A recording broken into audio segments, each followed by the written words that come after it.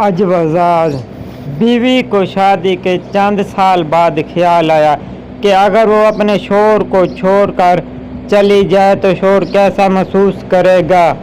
ये ख्याल उसने कागज़ पर लिखा, अब मैं तुम्हारे साथ और नहीं रह सकती, मैं अब बोर हो गई हूँ तुम्हारे साथ, मैं घर छोड़ कर जा रही हूँ हमेशा के लिए।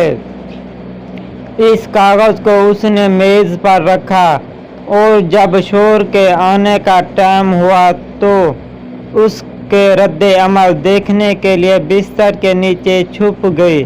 शोहर आया और उसने मेज़ पर रखा कागज़ पढ़ा। कुछ देर की खामोशी के बाद उसने इस कागज़ पर कुछ लिखा। फिर वो खुशी के मारे झूमने लगा, गीत गाने लगा, रस करने लगा और कपड़े बदलने लगा। फिर उसने अपने फ़ोन से किसी को फ़ोन लगाया और कहा, आज मैं आज़ाद हो गया।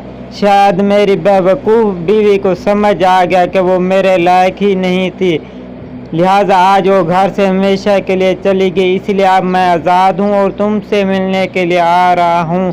कपड़े बदल कर तुम भी तैयार होगे, मेरे घर के सामने वाले पार्क में अभी आ जाओ। शोहर बाहर निकल गया।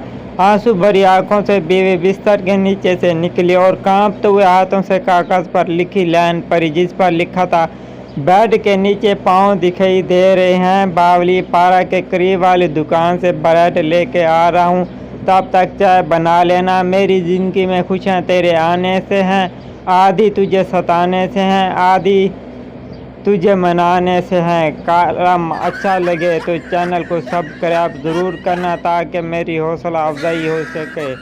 शुक्रिया। वीडियो को लाइक भी।